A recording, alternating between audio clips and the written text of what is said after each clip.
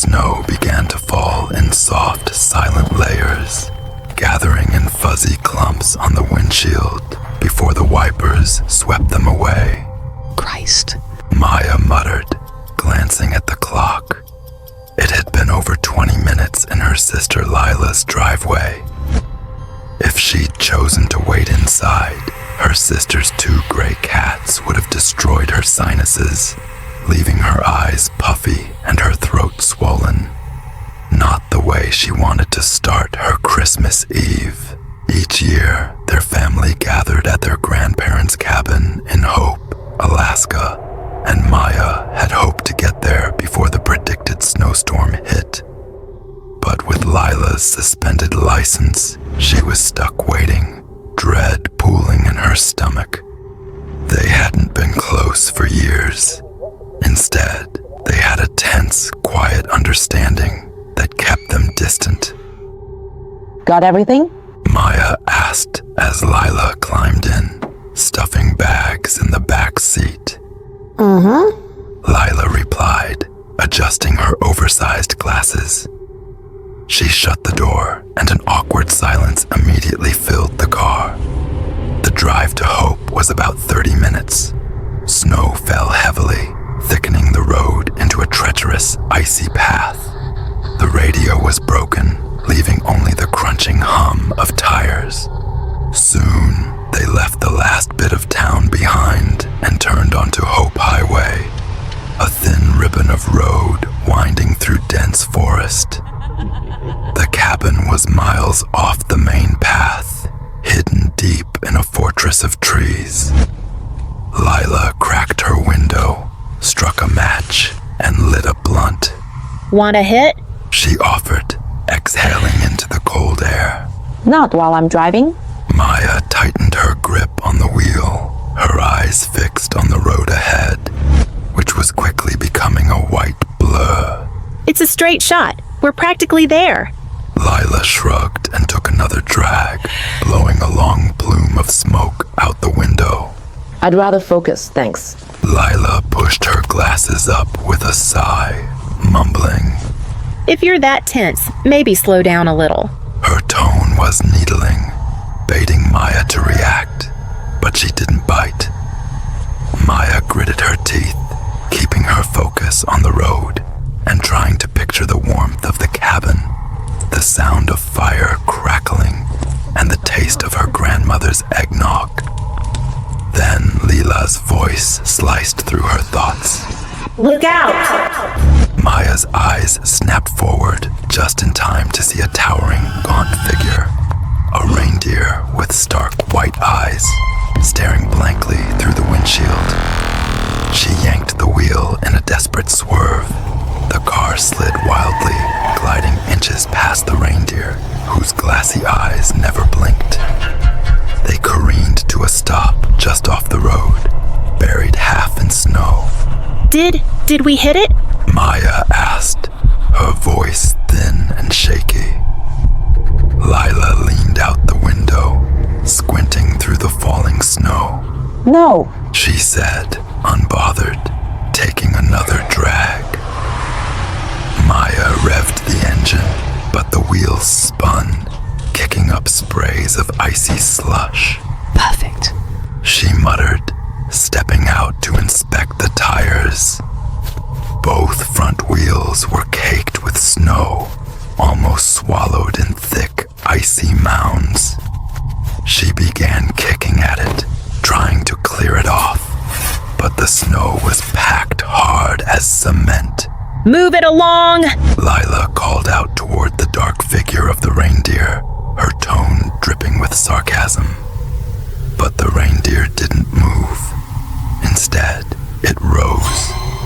A chill swept over Maya as she watched the creature pull itself upright, balancing with a grotesque ease on its hind legs, its skeletal limbs stretching unnaturally, almost human-like. It stared back at them with hollow, dead eyes, its head lolling to the side in a sickening tilt, almost as if it were studying them. Maya's voice dropped to a terrified whisper. Lila, get back in the car. startled, her smirk fading as she registered the horror in Maya's face. She quickly pulled herself back inside, locking her door with a nervous click. What the hell is that? Lila muttered, gripping the door handle, her eyes wide with fear. The creature let out a high-pitched wail, like metal grinding on metal. The sound clawed at Maya's nerves, filling the car as they sat frozen in fear. The reindeer dropped back down onto all fours, then lowered its head and scraped the ground, releasing thick plumes of hot breath. Then, with a sudden burst of motion, it charged. Maya lunged for the door, slamming it shut just as the creature's massive body collided with the side of the car. Its antlers scratched down the length of the door, emitting a terrible, screeching sound that set her teeth on edge. Lila screamed, clutching her seat. Just drive, go! I'm trying. Maya's knuckles were white as she gripped the wheel, pressing her foot to the floor. But the tires spun uselessly, slipping and sloshing in the packed snow. The creature moved faster than she could have imagined. It reared back, slamming its heavy body against the hood, shattering one of the headlights and plunging them into darkness. Maya's pulse thudded, and she scanned the car, desperate for something, anything, to protect themselves. With a third violent slam, the reindeer finally seemed to lose interest. It trotted off, vanishing back into the shadows of the trees. They sat there in stunned silence, the only sound their ragged breathing. Lila took a long, shaky breath, then turned to Maya. Did we just see that? Maya nodded, unable to find words. Lila glanced nervously at the snow-covered path, her fingers trembling as she lit another match. Before long, headlights appeared, casting faint beams of light over the scene. Their father's truck pulled up, and they rushed to explain what had happened. But neither of them dared mention the way the creature had stood, the dead look in its eyes, or the sickening scream it had let out. That night, they tried to push it out of their minds. But as they lay in bed, neither of them slept. Every shadow seemed alive, every creak in the cabin echoing in their ears.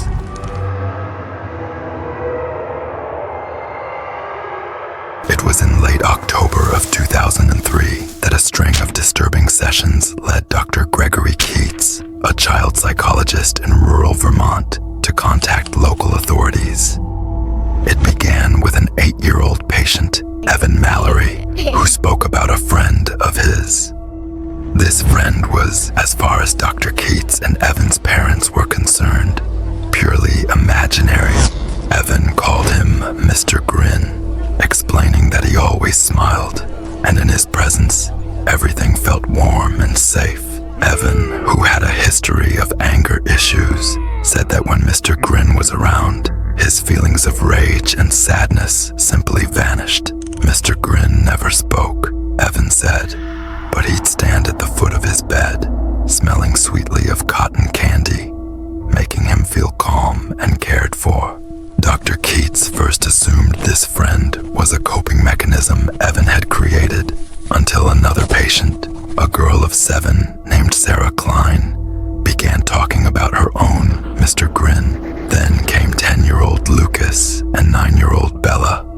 Soon, almost a dozen children, each treated by Dr. Keats, began mentioning Mr. Grin with uncanny similarity. Now deeply unsettled, Dr. Keats asked each child privately for more details, and each, without fail, described Mr. Grin the same way, a figure who appeared only at night, tall, thin, with a smile that never faltered, standing perfectly still at the edge of their beds. The children's parents, disturbed but hoping it was some odd coincidence, allowed Dr. Keats to approach the authorities.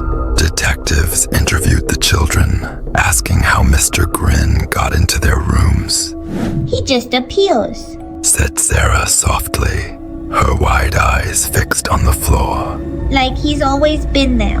And he's always smiling. The detective asked, Yes. whispered Lucas. But it's a good smile. The children described Mr. Grin's smile as if it were some kind of enchantment, a haunting image that brought comfort, yet defied description. When asked to draw him, however, each child picked up a red crayon and shaded the entire page in dense, smudgy red. That's Mr. Grin? Dr. Keats asked, perplexed. They nodded. Lucas whispered, his voice trembling. It's his shape? Still unnerved, Dr. Keats took one of the drawings to another child. What do you see here, Bella? She traced the red rectangle with her finger, then looked at Dr. Keats as though he should already know. That's Mr. Grin, of course. Parents began to take shifts at night, watching over their children's rooms with cameras and baby monitors. The families grew exhausted, keeping their eyes on screens in pitch darkness, praying they wouldn't see anything unusual. Yet 2 weeks later, one of the boys, Evan, went missing. The camera in Evan's room cut to static at exactly 2:13 a.m. His mother, Sophie Mallory, heard nothing, but claimed the room had smelled faintly of cotton candy. Evan was gone without a trace. A frantic search yielded nothing. Days later, Sarah vanished the same way.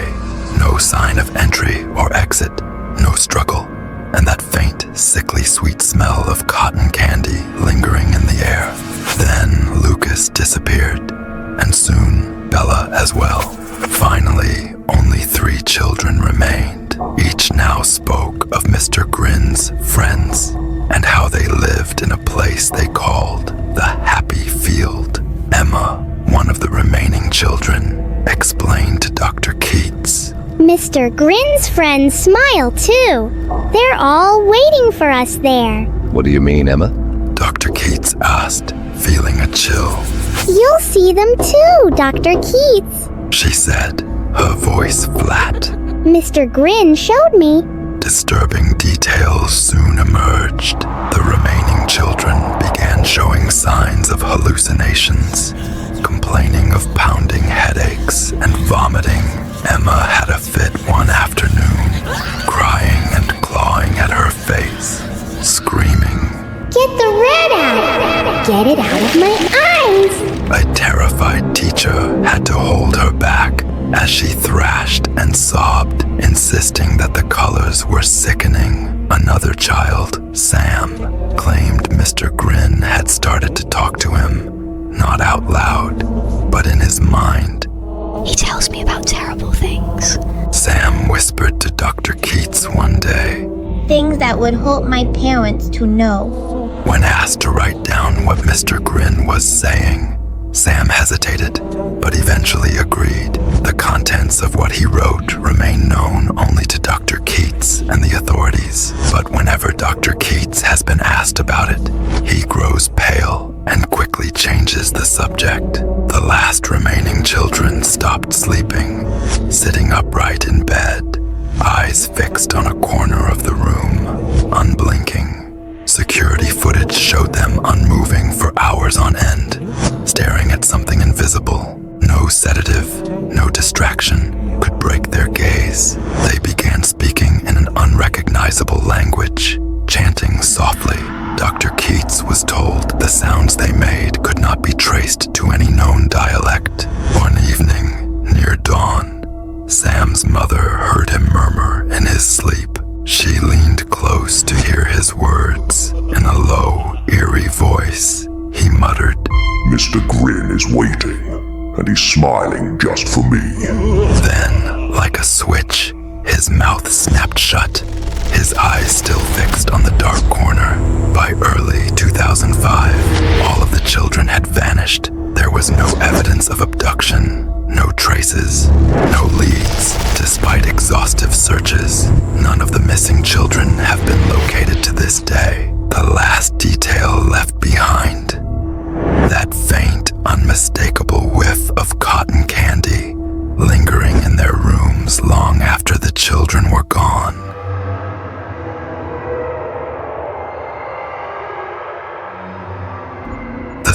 circus arrived unexpectedly under cover of darkness, its massive tents appearing overnight.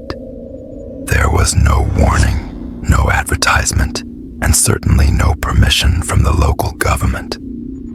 The mayor, as surprised as anyone, had no idea where the circus had come from or how it had set up so quickly. It didn't matter though. They were here, and in the small, sleepy town of Coldridge, that was enough to draw a crowd. For 16-year-old Ethan, it was an exciting turn of events. Raised by his overprotective mother, Evelyn, who came from the bustling city of New York, Ethan was used to her hovering. He wasn't allowed to do anything without her permission, but tonight, a rare opportunity had presented itself. He had managed to convince his mom that he'd be fine with his older brother, Jack, and Jack's friends. Ethan wasn't sure how much convincing it had taken, but when his mother handed him $20 for the evening, she didn't expect him to sneak away to the circus with a group of reckless teens. How much you got on you, kid?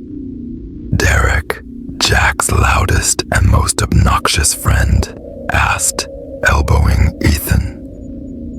Derek was a bully, always picking on Ethan, but Ethan stayed silent, not wanting to make things worse. I've got $20.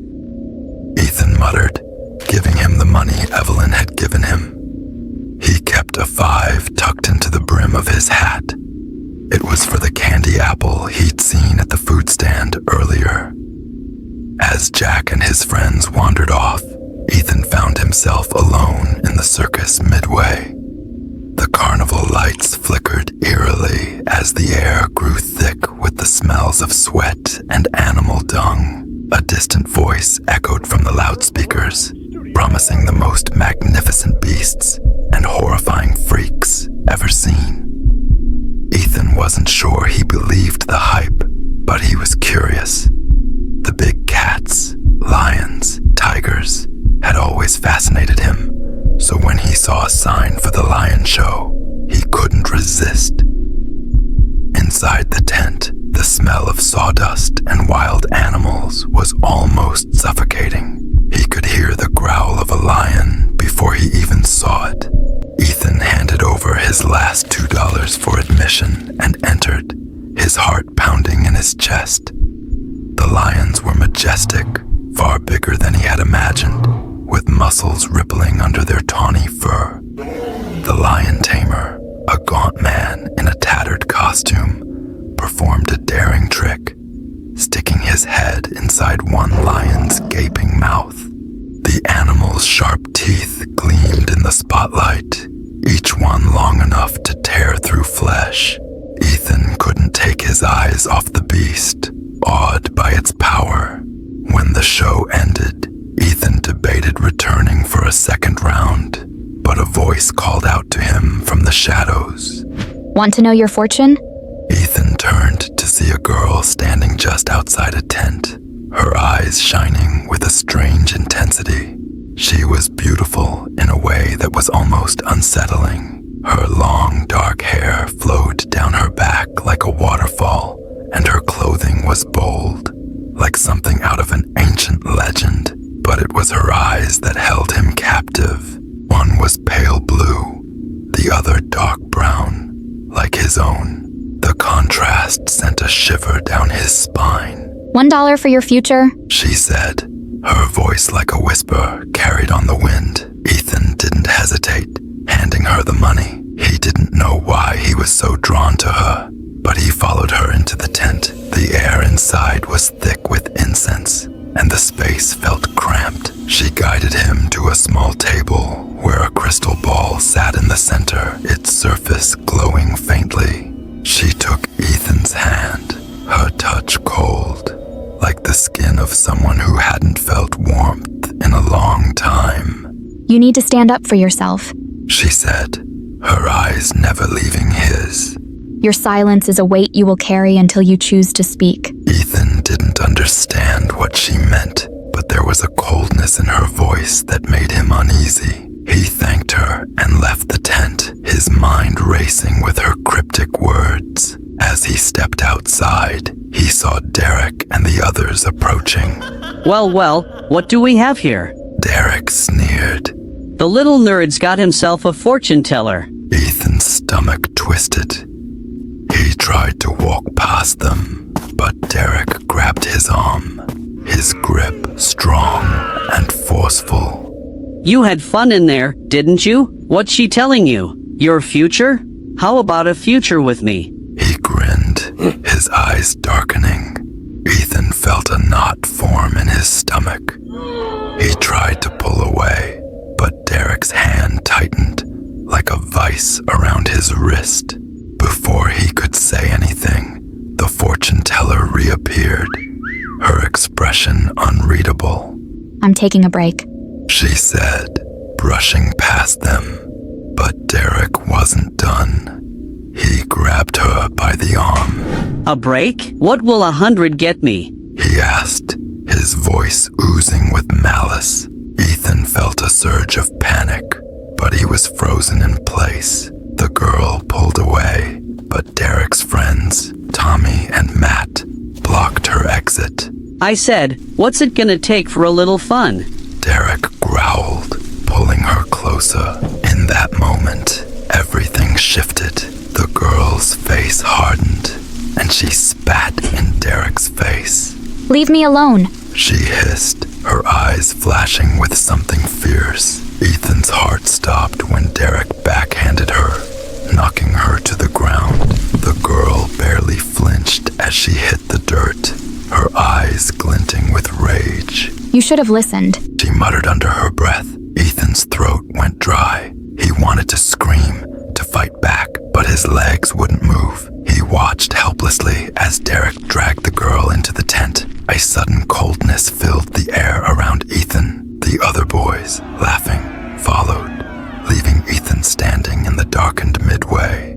His feet felt rooted to the ground as he tried to force himself to move. His hands were shaking, his breath shallow. A sudden pressure on his back made him jump. He spun around to find Tommy standing behind him, a knife pressed against his spine. Not a word, Ethan. Tommy whispered, his voice low and menacing. You don't want to end up like her. The minutes that followed were agony for Ethan. The sounds from the tent were muffled, but he could hear the girls' cries and the cruel laughter of the boys. And then, suddenly, there was silence. The absence of sound was more terrifying than anything. When the police arrived 2 days later, Ethan had already retreated into silence. Tommy, Derek, and Matt had their story ready. The girl had been a prostitute who had caused trouble when they refused to pay.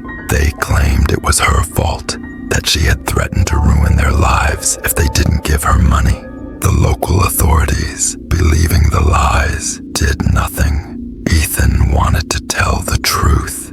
He wanted to scream, but he stayed silent. Fear held him captive, and the town didn't care.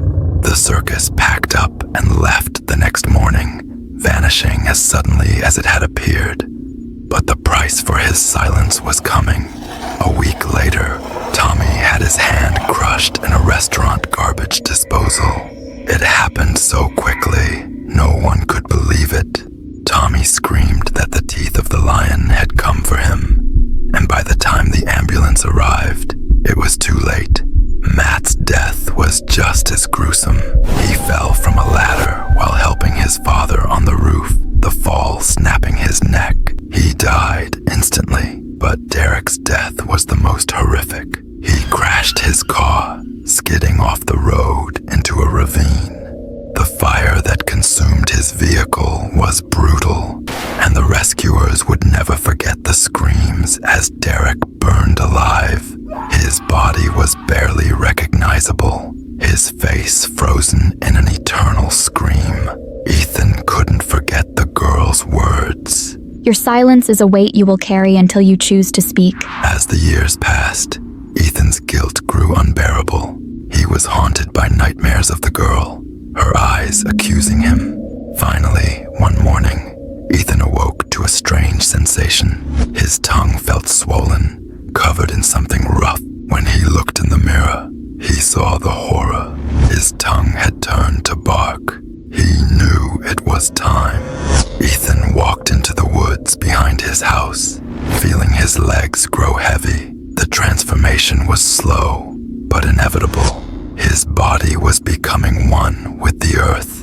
As the bark spread across his limbs, he knew that he would be stuck like this. In the distance, he saw her again.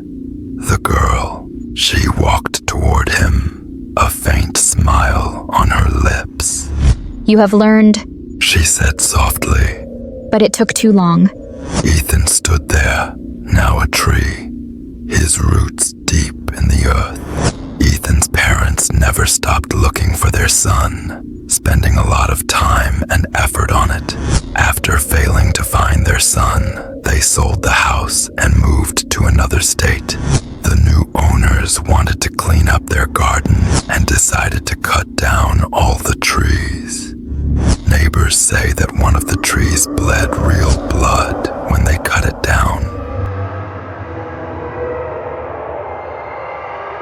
It was the year 2002 when Alex first noticed the strange boy across the street. The boy, named Benjamin, was about 10 years old, but Alex had never seen him play outside. His parents had just moved into the house a few months ago, and since then, Benjamin had remained locked away behind the thick curtains and closed windows. There was always something odd about the house, an unsettling stillness that seemed to emanate from within, even though the lights were always on. Benjamin's face was rarely seen, hidden beneath layers of bandages that covered his head, with only the faintest trace of his eyes peeking through. He never went outside, never interacted with anyone in the neighborhood.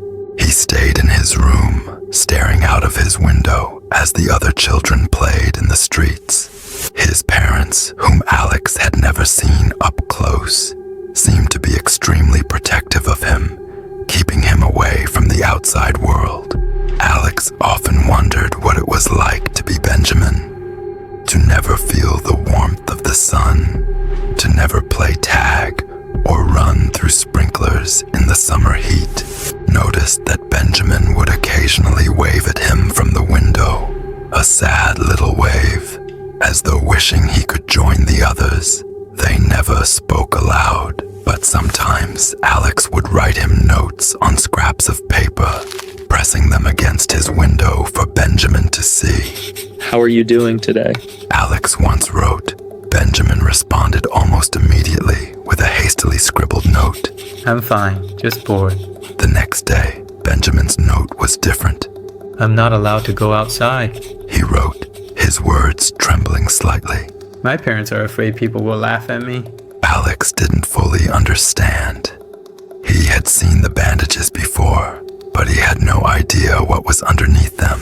Benjamin never explained, and the idea that something might be so bad that it required covering his entire face never fully occurred to Alex. Benjamin's parents were secretive, and Alex learned from whispers around the neighborhood that they were scientists, obsessed with their work. Benjamin told him that they spent most of their time in the basement, emerging only to feed him and to take care of whatever he needed. The boy's world seemed bleak, like a prison with no way out. They say I slipped on some chemicals. Benjamin once explained. And it ruined my face. They don't want me to be seen. There were rumors that Benjamin had been hurt by an accident, but no one really knew the full story. The more Alex heard, the more it troubled him. Yet, despite everything, Benjamin seemed like a good kid. A little odd, but kind-hearted. He loved superheroes, and he often talked about how he dreamed of becoming one, like a scientist who had been altered by an experiment gone wrong. I'm like the guy who gets hit by a chemical and gains power? Benjamin had once written, a small smile creeping onto his face. But I don't feel powerful, just broken. One day, things took a darker turn. It started with a group of older kids standing across the street, throwing pebbles at Benjamin's window and laughing as they taunted him. Alex watched from his own window, helpless, as Benjamin stared back at them. He didn't fight back. He didn't even cry. He just sat there, motionless. They do this every week. Benjamin wrote the next day. I don't mind it much anymore. But Alex couldn't shake the image of Benjamin's sad face, his loneliness. He wanted to do something, anything, but he didn't know what. Then, a week later, something worse happened.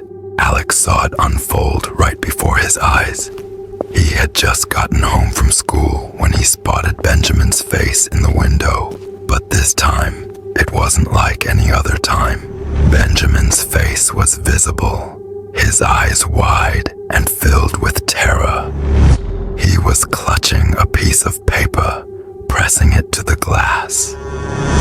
Alex could see the bloodshot tears streaking down his cheeks. The note Benjamin pressed against the glass read, Help me. Alex's heart pounded. Benjamin was trying to tell him something urgent. But before Alex could react, he saw her, Miss Thorne, Benjamin's terrifying babysitter. Miss Thorne was a tall woman with a permanent scowl etched across her face. Her thick glasses magnified her eyes in a way that made her look more like a creature than a person. She entered Benjamin's room, holding something in each hand, a lemon in one and a pair of scissors in the other. Alex watched, horrified, as Miss Thorne forced Benjamin onto his bed, holding his head still with one hand. Benjamin cried out, but his voice was muffled by the bandages. He didn't stand a chance. Miss Thorne cut away the bandages, revealing Benjamin's face, or what was left of it. The skin was burned, blistered, raw, as though it had been melted off by acid. The horror of seeing it nearly made Alex sick to his stomach. One of Benjamin's eyes was swollen, dark, as if it had been crushed. Then Miss Thorne squeezed the lemon into Benjamin's open wounds. Alex could hear Benjamin's muffled screams, and it tore at his heart. The acid burned into Benjamin's raw skin, and he squirmed in agony. Alex couldn't just watch anymore. He had to do something. Running downstairs, his heart racing, Alex locked the door behind him and grabbed the phone. His hands shook as he dialed 911, explaining everything as quickly as he could. His voice trembled as he described the abuse he had witnessed, the pain he knew Benjamin was enduring. The operator assured him that help was on the way. It felt like hours before the police arrived, though it was only a matter of minutes. They took him aside, asking him to explain what had happened. Alex told them everything about the secretive parents, about Miss Thorne, and about Benjamin's scars. He didn't leave out a single detail. Your friend, the officer said gravely. He wasn't adopted, Alex. His real parents were not scientists. They took him from an orphanage years ago. They experimented on him, chemically altered him, tortured him to study pain thresholds, and Miss Thorne was part of the whole thing. Alex stared at the officer in disbelief. What do you mean? What happened to Benjamin? The officer looked at him, his face grim. We've been tracking these people for years. They've taken dozens of children from various orphanages.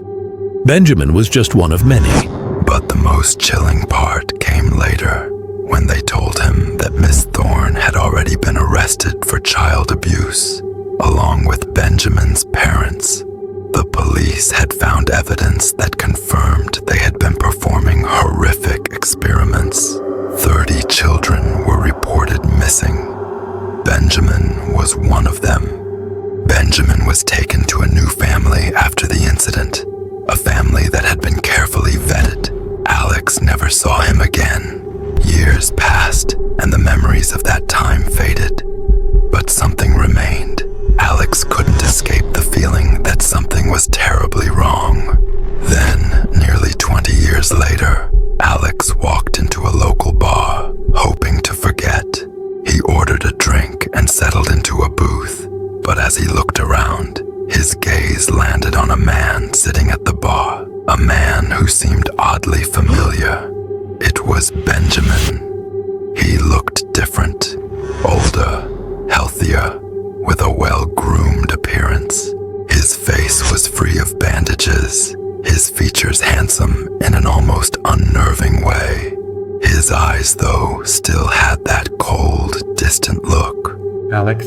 Benjamin's voice was low, but unmistakable. Alex stared at him, confused. Benjamin, is that really you? Benjamin's smile was unsettling, like a mask of politeness. It's been a long time, hasn't it? Alex, too shocked to speak, tried to piece together what had happened, but before he could ask any questions, Benjamin leaned in closer. I never thanked you for what you did. Benjamin said, his voice growing colder, more sinister. You see, I was in pain, Alex, but I'm not anymore, not since they brought me back. Alex's eyes widened, confusion swirling inside him. What do you mean brought you back? Benjamin's grin stretched unnaturally wide. They never let go, you know? The experiments didn't stop just because you called the cops. They just changed the method. I learned a lot from them. And now, so have you. Benjamin suddenly grabbed Alex's wrist with terrifying strength, twisting it painfully.